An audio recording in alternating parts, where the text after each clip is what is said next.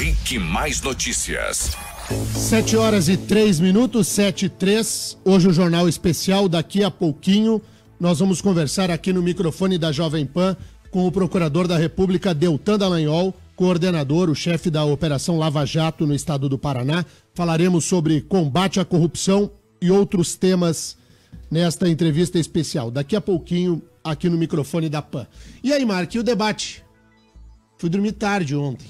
Fui também dormir tarde, Daniel. Mas o debate foi mais animado, local, do que o nacional, eu achei. Sem dúvida. Foi bacana. Sem Sua dúvida. opinião sobre o debate, Daniel? Vamos lá, o debate ontem reuniu 6 candidatos. O candidato Ogier Buch, do PSL, conseguiu aos 45,5 do segundo tempo participar do debate.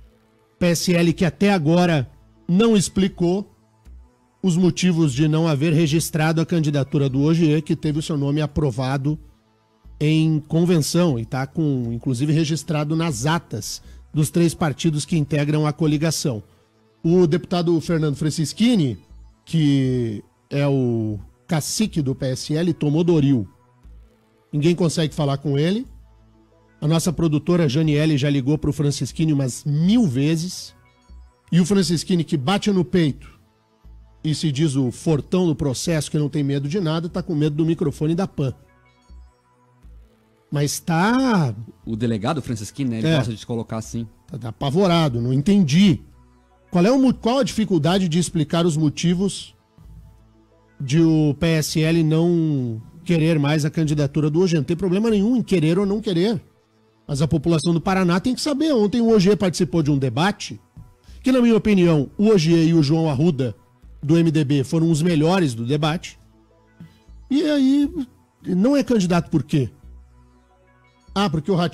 Porque o Francischini está acolhendo um pedido do Bolsonaro, porque o Bolsonaro quer apoiar o Ratinho Júnior? É mesmo? Porque o Ratinho Júnior ontem, na entrevista na Bandeirantes, antes do debate começar, disse que vai apoiar o Álvaro Dias e só. Que ele, Ratinho, tem compromisso com o Álvaro Dias. Então não entendi ainda a postura do PSL. E repito, não vou fazer juízo de valor.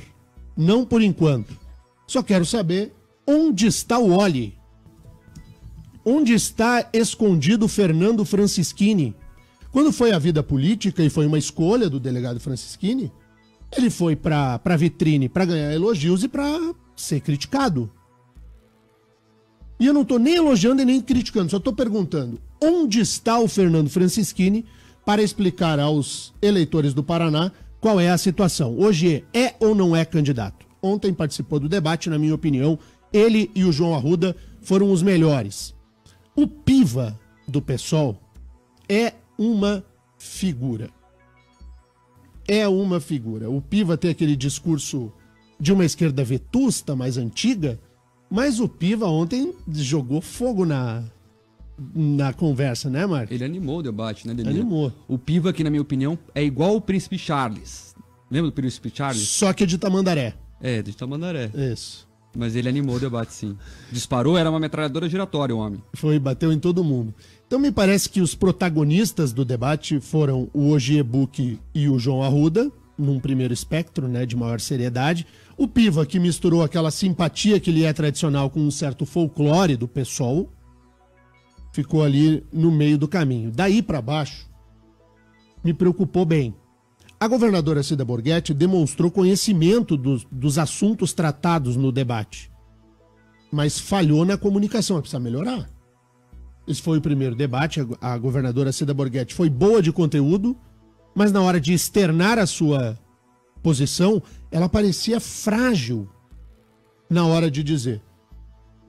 O candidato Ratinho Júnior, o candidato Ratinho Júnior, que é bom de comunicação, subestimou os adversários.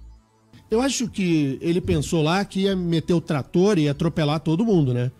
E o Ratinho Júnior levou passa-moleque do Ogier, do João Arruda, do Piva, do... Quem mais tá faltando, Mark, que eu não falei? O Ogier Buch. O Ogier, o Piva e do Rosinha. Até do Rosinha, o candidato Ratinho Júnior levou passa-moleque no debate ontem. O ex-deputado federal Rosinha Eu achei, juro mesmo, eu achei que ele ia usar todo o tempo dele pra falar do Lula. Achei que ele ia chegar lá e falar o Lula livre, golpe, e a Lava Jato. Eu achei que ele ia usar todo o tempo. Mas ele falou. Não, ele só falou boa noite, Lula, na abertura, e boa noite, Lula, na hora de ir embora. Mas ele discutiu saúde, ele discutiu segurança, ele discutiu os problemas do Paraná. Eu achei que o candidato do PT não ia fazer nada. Eu achei que ele ia só esculhambar lá o debate falando da questão do ex-presidente Lula. Não quero dar um elogio público aqui ao Dr. Rosinha, que eu fui surpreendido pelo Rosinha. Cuidado com os elogios, porque o pessoal pode não entender e pode achar que nem fez o cara do Novo lá. Isso. Mas então, faço um elogio aqui ao Dr. Rosinha, por entender que ele participou do debate como deveria ter participado. Então acho que o pior foi o Ratinho Júnior, porque se tinha uma expectativa muito grande em relação ao Ratinho, e ele chegou lá e levou passa-moleque de todo mundo. Mas é o típico exemplo, Mark, de quem se preparou mal.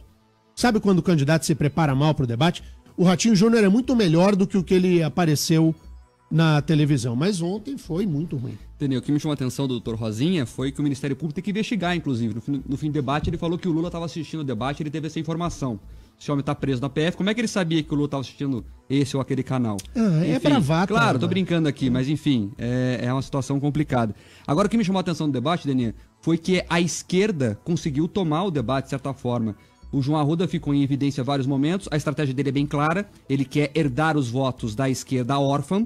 Por isso, ele levou tantos embates junto com o PSOL e com o PT. Pode ver, o João Arruda toda hora entrava em debate, não com o Ratinho Júnior e nem com a Cida. Ele batia mais no PT Rosinha e no PSOL o professor Piva. E acho que ele está tendo algum sucesso nisso. Ele vai virar o voto viável da esquerda, inclusive linkando com o governo do tio Roberto Requião. Então o João Arruda foi bem na estratégia eleitoral.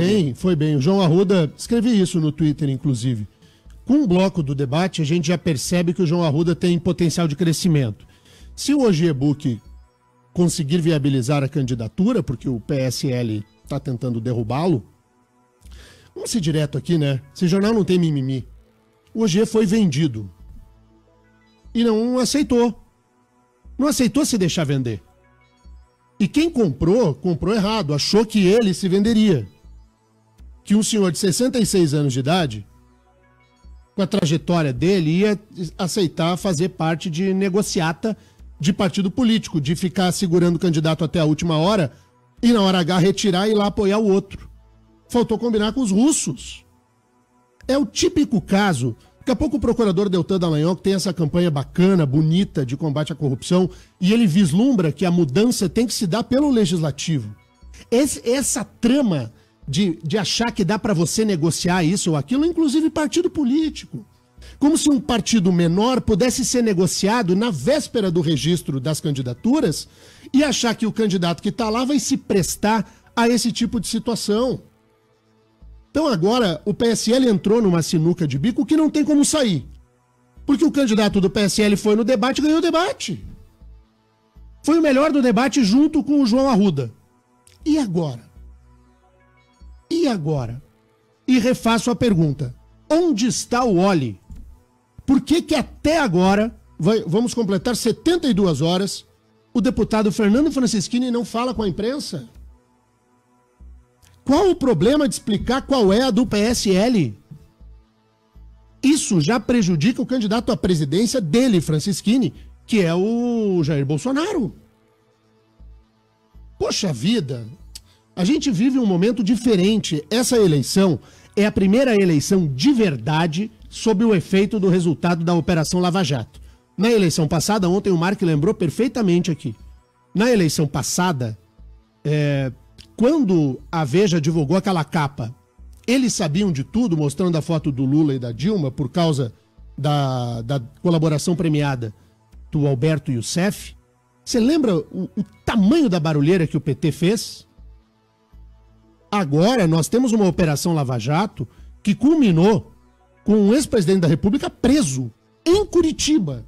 E aí a gente participa de um jogo eleitoral no estado do Paraná, no Paraná, na sede da Lava Jato, de achar que há espaço ainda para fazer joguete em véspera de eleição. Aí, amigão, fica muito difícil. Muito difícil. mas difícil mesmo. Mesmo. Quem assistiu o debate ontem até o fim, quem resistiu, e o Piva tava engraçadão, né? Ah, pra você se resistiu acordado até agora, porque tava bem difícil, tem que aguentar acordado. Mas quem viu o debate até o fim, viu até em determinados momentos uma boa discussão. Eu acho que a governadora Cida Borghetti estudou bastante pro debate, estava dominando os assuntos, e o Ratinho Júnior também. Só que o Ratinho Júnior me deu aquela impressão, Mark, nós que somos jornalistas de televisão, além de rádio, a gente sabe quando a coisa tá decorada, né? Quando a coisa é sua fake, assim. Parecia muito fake. Tinha muito produto do marketing e pouco Ratinho Júnior ali. Eu acho que ele só foi Ratinho Júnior nas considerações finais. Alguém deve ter dito pra ele, para. É o famoso marqueteiro da campanha, que domina o candidato e aí ele se perde na sua essência. E a gente viu o que o marqueteiro é capaz de fazer também. A Operação Lava Jato também nos demonstrou como que funciona esse esquema e a que preço, né, esses marqueteiros trabalham. Eu ia falar justamente isso, o preço que custa o marqueteiro e como geralmente, até então, eles foram pagos, né? A Operação Lava Jato mostra bem isso, como é que era o caminho, para onde ia o dinheiro da Petrobras. É isso aí. São 7 horas e 14 minutos. Terribas, vou fazer o seguinte, ó. O Mark vai ler dois ou três ouvintes, para sempre o ouvinte tem prioridade, um intervalo rapidinho e retornamos com o procurador Deltan Dallagnol. Diga lá, Mark. Daniel, os ouvintes aqui participando do nosso jornal, falando sobre o debate, o final telefone 9990, o Juliano, diz o seguinte, que o Franceschini já fez uma encenação quando ficava falando que ia sair senador e na última hora desistiu, que é importante lembrar desse histórico dele também.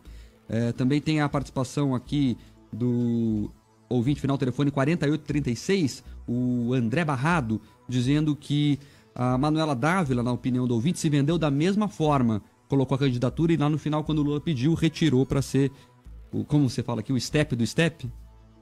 O ouvinte lembra aqui. Pois é, mas é exatamente isso. O eleitor não aguenta mais. Ou os políticos acordam para a realidade de que nós não suportamos mais a tramóia, o jeitinho, porque não é só a mão no jarro. Não é só meter a mão no nosso dinheiro que a gente não suporta. A gente não suporta mais a aliança de conveniência, o jogo de comprar partidos, o acordinho, a trama da madrugada. A gente não quer mais. A gente quer um país melhor, com transparência. Chega. E a política do Paraná, se prestou a isso na véspera do registro. Então, a indignação que eu sinto, que é dos ouvintes, que é de todos nós, o ouvinte observa muito bem. Até a Manuela Dávila, que foi para um Roda Viva com uma camiseta lute como uma menina, lute como uma garota, vai, luta, não sei o quê, não me entrego. Se entregou. Vai lá, discursa sem nenhum tipo de compromisso com a verdade. Essa é a questão. Até quando a classe política vai mentir na nossa cara e acha que vai ficar tudo bem? Que acha que mente? Ontem eu elogiei aqui o juiz federal Sérgio Moro pela decisão de adiar o depoimento, o interrogatório do ex-presidente Lula para não permitir que a sala de audiência da 13ª Vara Criminal Federal de Curitiba fosse transformada num circo eleitoral. Porque era isso que o ex-presidente Lula iria fazer. Então, a gente parece que hoje vive dois mundos. O mundo de quem não suporta mais e o mundo deles, que chafurda de qualquer jeito. Daniel, para terminar, são duas mensagens que se repetem no conteúdo. A primeira é o seguinte, muita gente falando que achou o debate sem conteúdo e que não conseguiu se convencer por nenhuma das propostas, que faltou propostas no debate. E a outra mensagem que chega muito aqui, repetidamente, uma delas é do Márcio Paranhos, mas vários ouvintes mandaram o mesmo conteúdo, dizendo que quando viram a Cida Borghetti falando, lembraram muito da Dilma Rousseff. Assim, na lentidão em alguns momentos, né? E só mais uma coisinha, assim. Ontem o debate rolando, Mark, pelo WhatsApp, nossa chefe Ivete Azolini, atenta a tudo de televisão, uma mulher com trajetória de televisão de invejar qualquer um. Tem 20 anos que ela dirige redação de televisão, então sabe um pouco, né? Começou a fazer análise do... Como é que a gente fala? Tem um termo em Tem. Não lembro agora. Mas é da roupa. Cold Da dress. vestimenta. É, o vestimento. Da indumentária. Da indumentária. E pior é que eu tive que concordar com a Ivete, eu não estava prestando atenção nisso, né? Eu tive que concordar. A governadora Cida Borghetti com aquela cor de rosinha lá também não dá. Tava ruim. O Piva com a marrom lenço no pescoço não existe. Que sabe quem tava elegante? O Ratinho Júnior. O G, aquela gravata verde, coisa também, em vez de pôr um azul vivo, mas cor meio ruim, né? E o Douglas Santucci, que merece todos os elogios deste jornal. O Douglas foi muito bem na mediação, muito bem mesmo. Eu acho que é o primeiro debate que o Douglas apresenta, media, primeiro ou segundo, né? Tá no comecinho, assim, de uma trajetória que espero que seja muito longa e de muito sucesso. O Douglas foi muito bem no debate, mas também vamos botar gravata vermelha com camisa azul e paletó cinza. Ô, Douglas, põe uma roupa mais discreta, amigão. Fica todo mundo prestando atenção na tua roupa. Eu não tinha chamado, eu não tinha prestado atenção. Foi a Ivete que... Assim, Foi a Ivete que deu o toque. Então é o seguinte, já que você tá falando de indumentária de coisa, foi teu aniversário, né? Já passou, E né? aí, já passou teu aniversário? Já. Então, e daí, tem um presente pra você aqui, ó, recebidos. Alcança pra ele lá, Mark. Ah, não é possível. Tem, ó, Chegou aqui, ó, aí agora. caiu isso aqui, ó. Tem esse aqui também. A gente vai dar no ar porque tem a ver com o jornal. É um Chegou presente cartão de junto. toda a equipe do Rick Mais Notícias. Pra você. Vai arrumar uma pia de louça pra lavar. É isso aí. Posso ler o cartão ou não? Pode ler o cartão. Denian, essa camiseta mandamos personalizar para você usar nos ensaios de chula. Isso. A homenagem de aniversário veio atrasada, mas representa o carinho que temos por você. Marcos Souza e Terribas. Eu amo E a vocês dois. E a Janiele também. Janiele. E a Janiele E a também. Jane Foi também. ideia da Jane. Eu A amo Jenny que mandou fazer vocês. tudo, na verdade. Mostra Só na assinar. live. Eu Mostra amo na vocês live. três e os caras arrumaram aqui uma camiseta. Vá arrumar uma pia de louça pra lavar. Maravilhoso. Se tu tá aí do outro lado sem ter o que fazer, também arruma uma pra ti e vamos embora. É maravilhoso. Apareceu aí, cara. Terribas? Vai te catar. Vai achar um pia de louça pra Tinha que ser lavar. um pia de louça. Valeu, muito obrigado. Pior é que eu vou usar a camiseta. Vou esperar esquentar um pouquinho. Intervalo, voltamos na sequência com o procurador Deltan Dallagnol.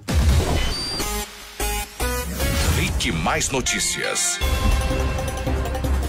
Rick Mais Notícias, 7 horas e 24 minutos, 7h24. Diversas instituições e movimentos apartidários se uniram para criar um movimento contra a corrupção. Esse movimento criou uma proposta que reúne aí 70 iniciativas, inclui projetos de lei, propostas de emenda constitucional, resoluções, enfim, é um documento bastante extenso. Tem um site unidoscontraacorrupção.org.br. Procurador da República Deltan Dallagnol, que o Paraná inteiro conhece, o país inteiro conhece, da Operação Lava Jato, vai falar sobre esse movimento e outros assuntos a partir de agora na Jovem Pan. Rick Mais Notícias. Procurador Deltan Dallagnol, muito bom dia, muito obrigado pela presença. Bom dia, Daniel. É uma alegria para mim estar com vocês. Bom dia, Mark. Bom dia. Bom dia, ouvintes. Melhorou, Deltan? Porque você mandou um áudio pra cá, a gente até pôs no ar aqui o áudio. Você tava meio adoentado, tá tudo bem? Era gripe? Tô melhor. Eu tive uma infecção respiratória que deu uma pioradinha, começou a ficar bacteriana e a gente teve que ir para antibiótico.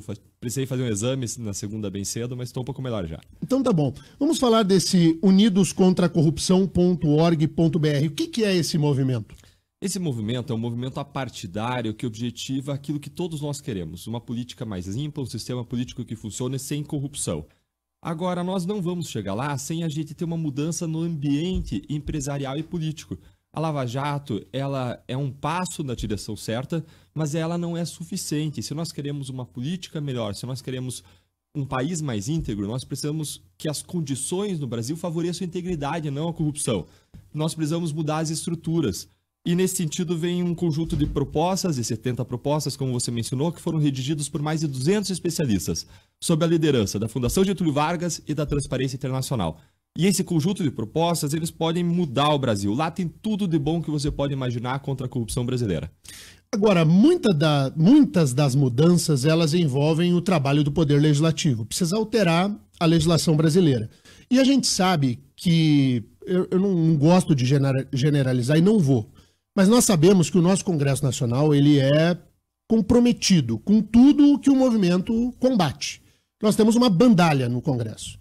E essa bandalha chegou lá pelas regras atuais. Se houver uma mudança das regras, eles não voltam ao Congresso Nacional. Como conseguir aprovar uma emenda à Constituição, uma mudança de lei? Nós vimos o que aconteceu com o projeto das 10 medidas, que é um projeto de lei de iniciativa popular, que coletou milhões de assinaturas e chegou no Congresso, e o Congresso rasgou tudo, fez tudo ao contrário. Como fazer que um Congresso que é corrompido passe medidas como essa? Daniel, eu queria dizer que você está errado, mas infelizmente você está certo. É muito difícil que um Congresso altamente corrupto passe reformas contra a corrupção. Não interessa para eles, eles perdem os privilégios e passam a correr o risco de ser punidos. Por isso que você precisa de uma estratégia e sabendo desse problema, várias entidades altamente respeitadas da sociedade civil, como a Transparência Internacional, a principal entidade anticorrupção do mundo, o Observatório Social, Instituto Contas Abertas, o Instituto Ethos, muito respeitado no ambiente empresarial, o Movimento de Combate à Corrupção Eleitoral, todos eles se uniram e propuseram uma campanha para que nós, brasileiros, escolhamos nossos representantes, deputados federais e senadores, tendo por base esse critério, o apoio dessas pessoas a esse grande pacote anticorrupção. A ideia é, se quem está lá em cima não vai aprovar, então vamos colocar lá quem vai aprovar, em vez de a gente ficar reclamando que a gente tem representantes que não nos representam. Fica lá, sentado no sofá, cultivando o suco do nosso sofá, reclamando da vida, vamos assumir um pouco o protagonismo da nossa história e escolher os nossos representantes com base nesse critério.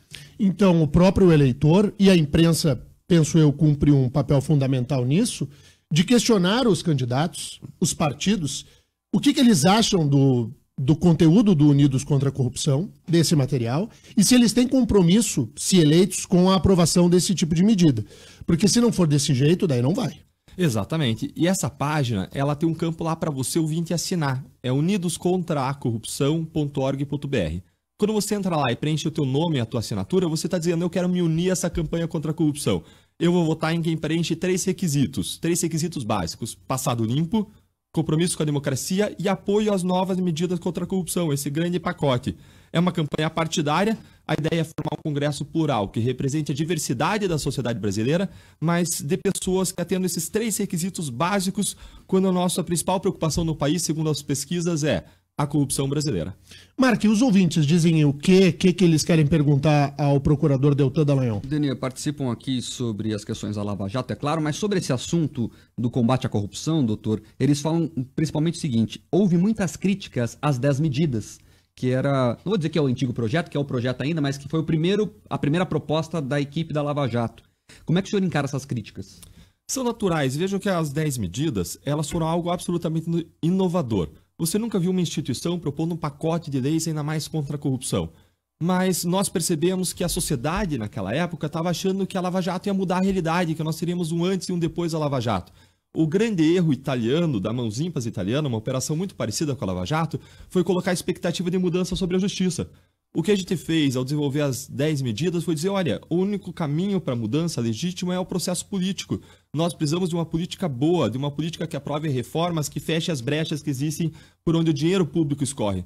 Nós precisamos caminhar nessa direção. Houve críticas, nós nos alimentamos dessas críticas, a sociedade civil trabalhou e desenvolveu esse novo pacote que pega tudo de bom que tinha nas 10 medidas contra a corrupção e tira os pontos polêmicos. E amplia, é claro, para um monte de coisas boas. A gente pode falar até sobre o conteúdo. Para começar, esse pacote propõe, por exemplo, a melhora na seleção dos ministros do Supremo Tribunal Federal. Como a gente por exemplo, disso. Uma mudança na investidura do ministro. Exatamente. Hoje é assim, só para a gente lembrar o ouvinte, hoje é assim, o presidente da República escolhe um brasileiro com mais de 35 anos, menos de 65, de notável saber jurídico e reputação ilibada. Que são, a exceção da questão da idade, que é um critério objetivo, os outros dois são subjetivos. Esse candidato a ministro do Supremo é sabatinado no Senado. O Senado, se aprovar por maioria absoluta, o presidente nomeia e acabou.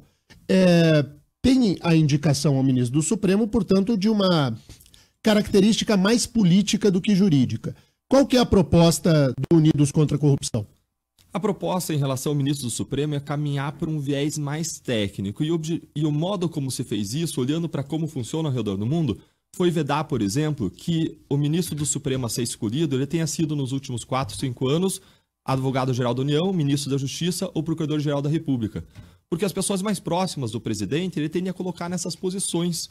Nós vedaríamos, por exemplo, a entrada no Supremo Tribunal Federal, se a gente seguisse esses novos critérios, de Gilmar Mendes, de Dias Toffoli e de Alexandre de Moraes. Além disso, quando vaga uma cadeira do Supremo, o presidente vai precisar passar por um período de 30 dias entre uma indicação preliminar de 5 nomes e a escolha final. Isso para que a sociedade possa debater, para que jornalistas, a imprensa, a sociedade civil possam submeter esses nomes à crítica. E isso é só um exemplo. Ainda se propõe também melhoras na seleção dos ministros e conselheiros dos tribunais de contas, aí com uma série de critérios técnicos. O foro privilegiado vai ser reduzido de 55 mil pessoas para 16 pessoas. A pena da corrupção é aumentada, processos são agilizados, partidos políticos que se envolverem com a corrupção vão ser punidos, tema anticorrupção vai para as escolas, se propõe a desburocratização, recuperação de dinheiro desviado e assim vai. Tudo de bom que você pode imaginar está nesse pacote anticorrupção. Então vamos todo mundo dar uma olhada, unidoscontracorrupção.org.br. Mas não tem como o procurador Deltan Dallagnol vir aqui a gente não falar de Lava Jato. Eu tenho uma pergunta que está há um tempão que eu tô para te fazer, eu não fiz a pergunta nem no ar. Digo, quando o Deltan for à rádio, eu vou perguntar. Eu quero te perguntar do PowerPoint. O PowerPoint do Deltan, como ficou conhecido. Eu lembro como se fosse hoje daquela coletiva, eu fiz um comentário logo na sequência da coletiva. Eu considero, já falei no ar isso e vou repetir, considero aquela coletiva um marco, porque a partir dali a população brasileira passou a entender como funcionou o esquema de corrupção no Brasil. Gostei da expressão, ele é o general da corrupção, que foi a interpretação que o Ministério Público Federal fez. Agora, da mesma maneira que houve clareza com o PowerPoint, talvez tenha sido o motivo de maior ataque que o procurador Deltan Dallagnol recebeu. A partir dali, virou o PT, por exemplo, e outras legendas, e muitas pessoas militantes contra a sua conduta. Você mudaria o PowerPoint ou ia fazer tudo de novo se fosse hoje? Ia fazer um PowerPoint com bolinha, com o nome do Lula lá no meio? Ia fazer isso tudo de novo, procurador? A gente refaria a coletiva, faria porque tinha que ser feito, a gente tinha que apresentar essa acusação de modo público, mostrando a cara, prestando contas para a sociedade sobre tudo que a gente está fazendo, mas eu mudaria um pouco talvez a técnica, o visual da apresentação, para evitar brechas de má interpretação. Veja que a gente vive na Lava Jato uma guerra de comunicação. As pessoas às vezes dizem que a Lava Jato é uma briga de cachorro grande, mas não é. É a briga de um cachorrão com um cachorrinho. E a gente é aquele cachorrinho, mas um daqueles pincher, sabe? Bem bravo, que vai lá e morde a perna, o cachorrão mexe a perna, voa longe e volta. A Lava Jato só tem funcionado porque não é um cachorrinho, porque é 10, 100, 1000 cachorrinhos, porque você que está nos ouvindo é um desses cachorrinhos que vai e morde a perna conosco. A gente só não é esmagado porque a sociedade está conosco. Agora, para a sociedade ficar conosco, num caso em que do outro lado estão réus, que alguns deles dominam máquinas de comunicação nos seus estados, a gente precisa de uma política de transparência completa. Por isso que a gente fez entrevistas coletivas a cada fase, a cada grande acusação, por isso a gente tem o primeiro website de um caso criminal, por isso que eu estou hoje aqui na Jovem Pan prestando esclarecimentos para a sociedade. Então nós precisamos de uma política de transparência completa. Como a gente ia acusar o ex-presidente da República com maior apreço na opinião pública na história brasileira, nós precisávamos fazer isso explicando de modo muito didático, parte a parte, o que a gente tinha descoberto, o que tinha acontecido, e depois isso tudo acabou se confirmando e ele acabou sendo condenado, não só pelo triplex, mas pelo esquema de corrupção na Petrobras. E o PowerPoint você não faria de novo? Eu faria para deixar didático, mas talvez mudaria um pouco o visual. E talvez para atender a reclamação dos críticos, talvez eu fizesse um curso de PowerPoint, viu? E aí, Mark? O curso de PowerPoint é ótimo. O Mark, eu já falei isso muitas vezes aqui, é o jornalista que acompanha a Lava Jato desde a fase 0, né? Então, desde a prisão do Youssef. Desde a prisão do Youssef. E acompanha muito de perto o trabalho do Ministério Público Federal, da Polícia Federal, do Juízo, enfim. Quero te passar as perguntas, Mark. Diga lá. Doutor, na verdade, assim, muita gente que está em dúvida, e você sempre fala isso, mas é importante agora ressaltar aos ouvintes. O pessoal achava que a Lava Jato ia prender todo mundo e que o Brasil seria um céu sem corrupção depois da Lava Jato. Queria que o doutor falasse sobre isso, por que não é e o que tem que ser feito. Legal. A gente vive num estado de corrupção sistêmica. A corrupção não vem de hoje, vem desde longa data e ela vai espalhada. A gente pode comparar esse estado de corrupção ao apodrecimento de maçãs em um cesto. Se você quer resolver o problema das maçãs podres nesse cesto, não basta você ir lá e tirar as maçãs podres. No dia seguinte, pela manhã, você vai chegar lá e vai ter outras maçãs podres. Você tem sim que mudar as condições do ambiente que fazem as maçãs apodrecerem. A luz, a temperatura, a umidade. Do mesmo modo, não basta você simplesmente tirar os políticos corruptos que você encontra num determinado caso criminal. Você precisa que a justiça funcione como um todo. Nós temos 97 a cada 100 casos de corrupção que acabam ainda em plena impunidade. Você precisa também mudar as condições do ambiente político e empresarial que empurram as pessoas para a corrupção. A gente precisa mudar essas condições para a gente limpar esse cesto e ele permanecer limpo. Do mesmo modo, nós precisamos, então, avançar para reformas no ambiente político e empresarial, para reformas como essas novas medidas contra a corrupção, se a gente quer mudança.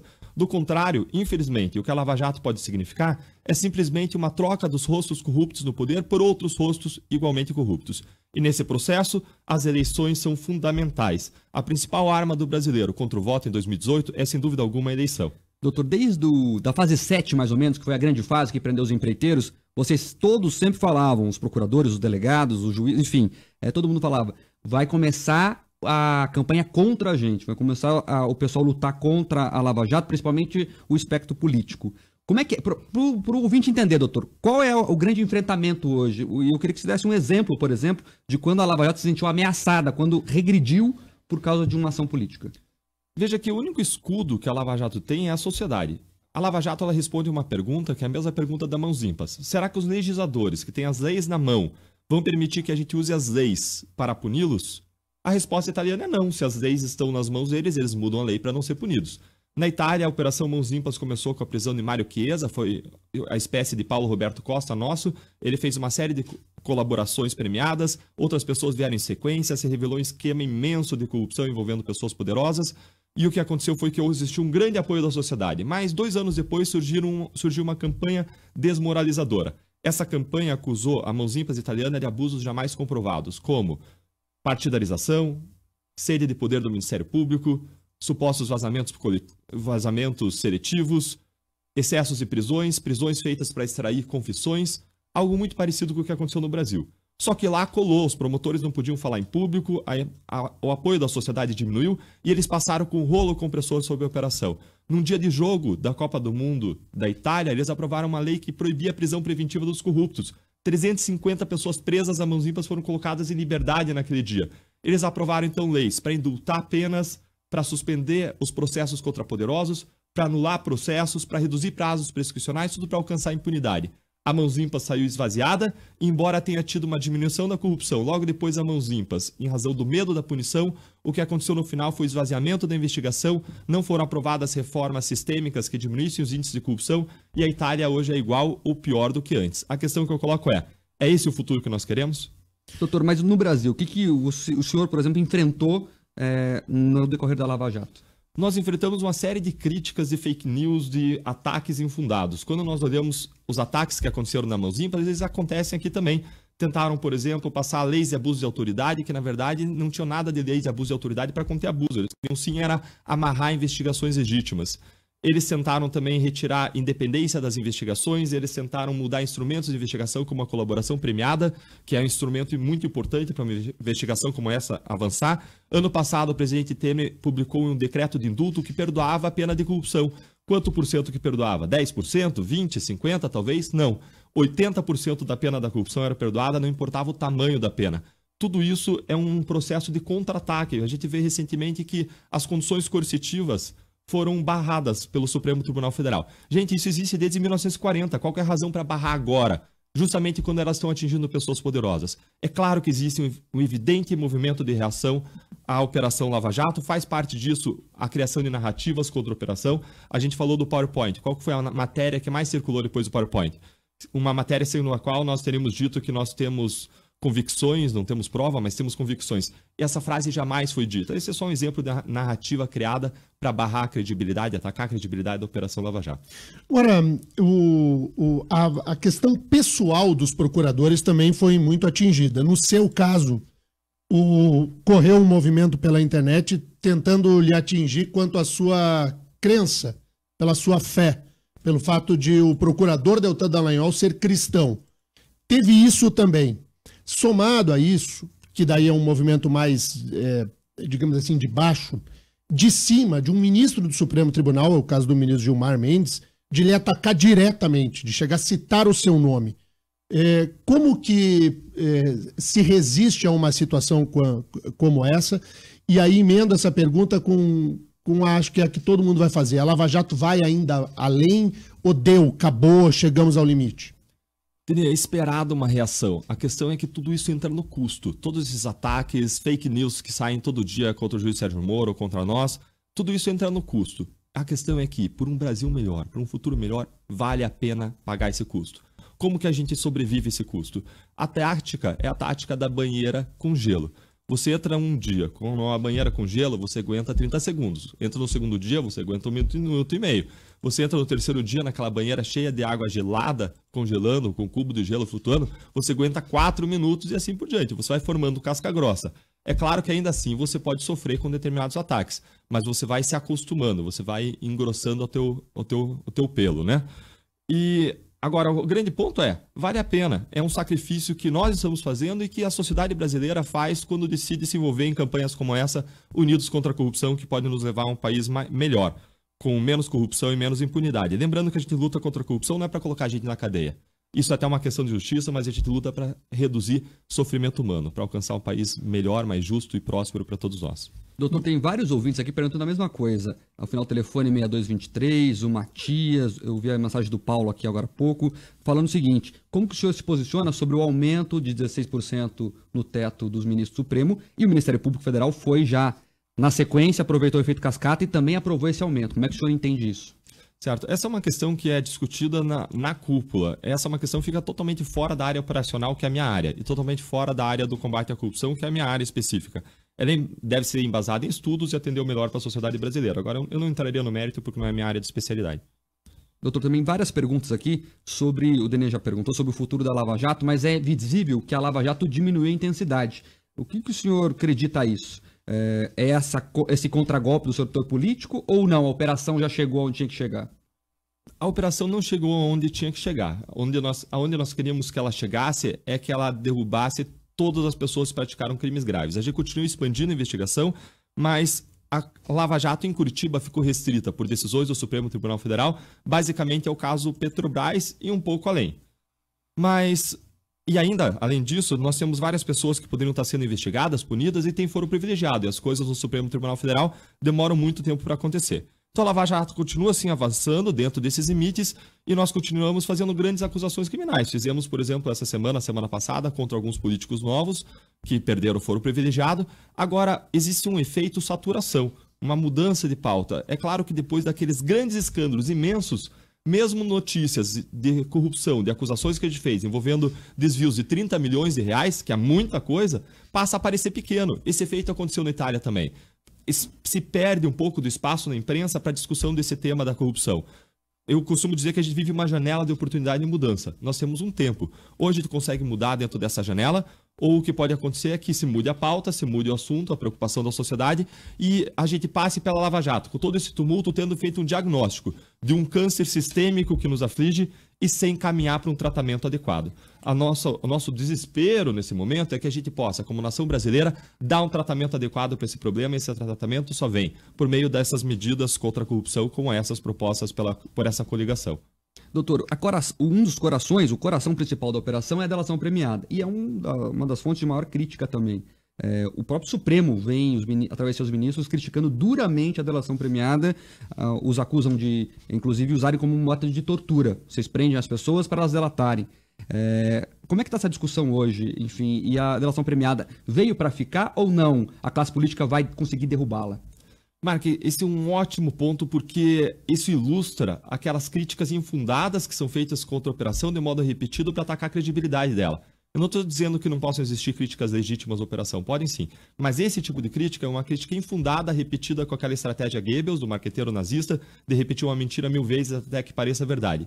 Falam que a Lava Jato prende muito, mas ao longo do tempo, nós fizemos 3 retratos e a Lava Jato tinha prendido, não era 80% das pessoas acusadas, não era 50%, não era 30%, era 10% das pessoas acusadas. E só 3% presas sem uma prévia condenação.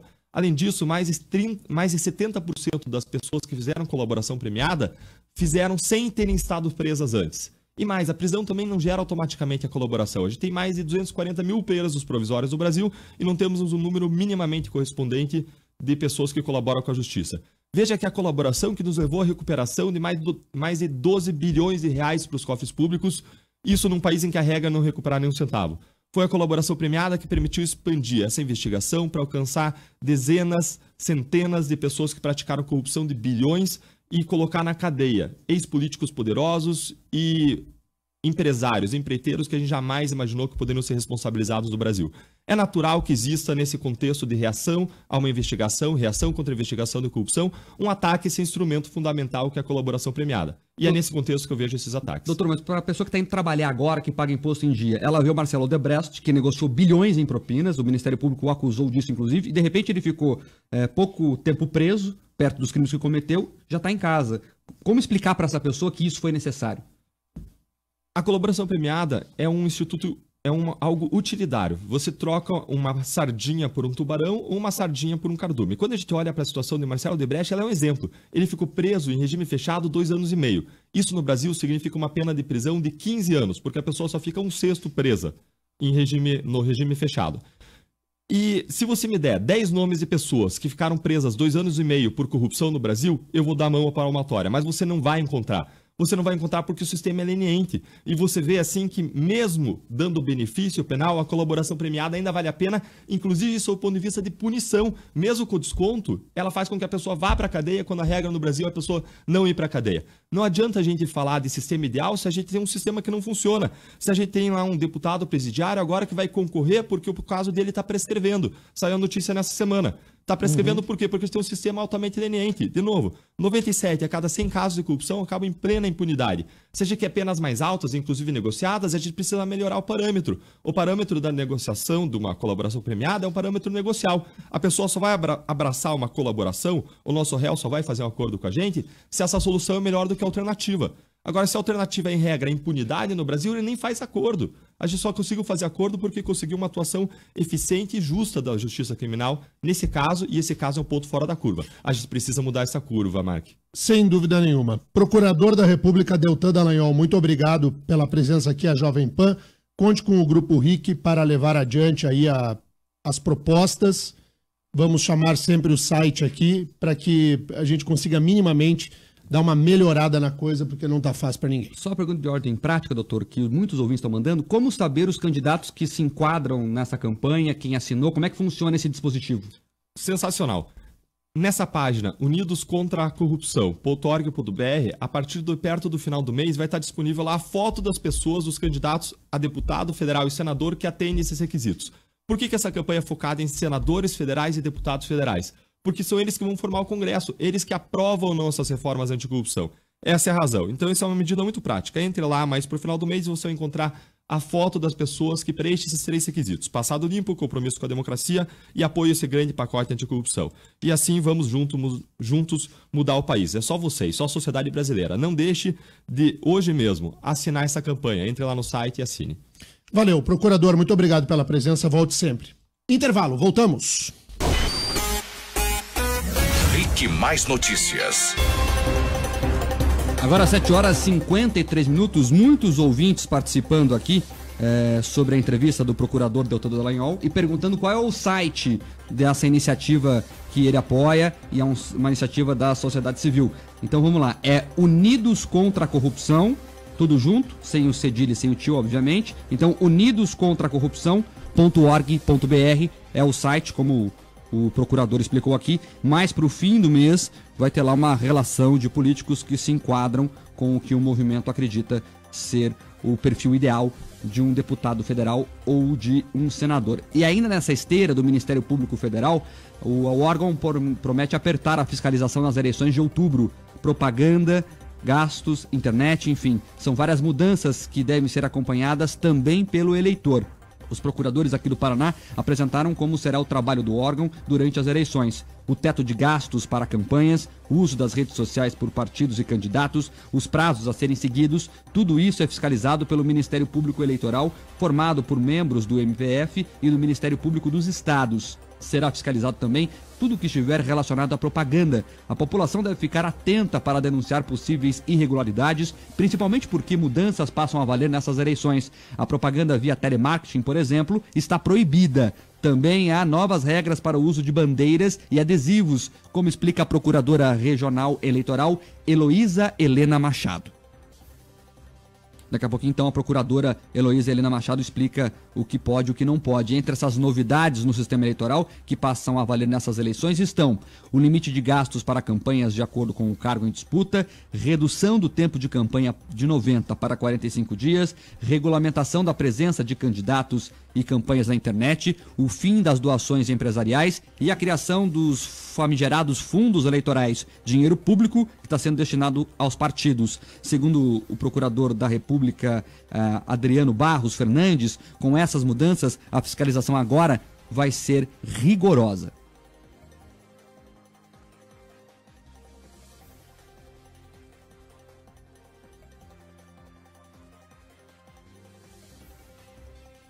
O cidadão nem sempre vai saber se aquilo pode ou não pode, mas na dúvida ele nos traz e aí o órgão ministerial vai apreciar se aquilo é irregular ou não, e sendo irregular vai tomar as medidas cabíveis. Então esse é o procurador Adriano Barros Fernandes. Quem também conversou com a nossa equipe foi a Procuradora Regional Eleitoral Heloísa Helena Machado, que explica um pouco das mudanças dessa campanha. O que o particular pode colocar na sua casa? Pode colocar um adesivo na janela da sua casa de 50 centímetros quadrados, isto é pequeno. Esses 50 centímetros quadrados valem também para adesivagem de carro. No carro pode ser adesivado a parte de trás, no tamanho do vidro traseiro, perfurado, de jeito nenhum. Então, se algum eleitor quiser entender como funciona esse site e formalizar uma denúncia, é só acessar mppr.mp.br e lá tem uma aba Eleições 2018. mppr.mp.br. É humanamente impossível fiscalizar tudo sozinho, então o órgão não consegue fazer tudo sozinho. Então, se você ver alguma irregularidade, faça a sua parte enquanto cidadão, entre no site, é fácil, denuncie e ajude aí a fazer um processo o mais transparente e limpo o possível. 7 horas agora, 57 minutos. Os ouvintes participando aqui, muita gente reclamando do tempo. Diz que é muito curto o jornal. Se tem alguma ideia um dia de ser maior? Tem, de ser maior o jornal? Então, né? Depende. Depende de muita coisa. Calma aí, gente. A gente já tá... 1 hora de jornal, já tem bastante já. Mas a gente também quer, só pra deixar claro. A gente também quer, vamos tá tentar. bom? A gente também mas depende de muita coisa, depende de São Paulo. Mas tem uma novidade, eu não posso contar ainda. Segunda-feira a gente vai contar, mas tem uma novidade pro pessoal que gosta da gente, que vai ser incrível. Exatamente. O pessoal gosta da gente, a partir de segunda-feira vai ter a gente vai contar uma novidade aqui que vai ser sensacional. E o pessoal elogiando muito a entrevista aqui com o procurador da República, Deltan Dallagnol, inclusive dos dois lados, isso é bacana. Tanto o pessoal que sempre participa com opiniões mais à esquerda, como o pessoal que participa com opiniões de centro, como o pessoal que participa com opiniões de direita. O pessoal achou esclarecedora a entrevista, cada um puxa a sardinha pro seu lado, mas o bacana é isso. E lembrando que quem gosta dessas entrevistas, a partir de segunda-feira, então a partir do próximo jornal, começam as sabatinas aos candidatos ao governo do estado. Então, a partir da próxima segunda-feira, ligue aqui na Jovem Pan e comece a conhecer o perfil de cada um dos candidatos, dos concorrentes ao Palácio Iguaçu. Sempre a entrevista do nosso jeitão aqui e com a sua pergunta, os ouvintes que ajudam a fazer esse jornal diariamente. T758. E assim, ó, pra você que chegou atrasado, pra você que não ouviu a entrevista ou pra você que quer assistir de novo, é só você acessar o facebook.com/jovempan e também o facebook.com/rickmaispr. Fica salvo lá o podcast do vídeo, você pode assistir a hora que você quiser, o dia que você quiser. Então a entrevista hoje foi bem importante. E aí, pra você que perdeu alguma coisa, é só você assistir o nosso podcast aí no próprio Facebook. Já tá lá salvo pra você conferir toda a entrevista aqui do Deltan Dallagnol. Então é só acessar lá pra ouvir de novo ou compartilhar com quem não viu. Vambora então? Vambora. Segunda-feira estamos de volta. Estamos de volta com entrevista, então não esqueça, a partir de segunda-feira, sabatina com os candidatos ao governo do estado aqui no Rick Mais Notícias. Tchau!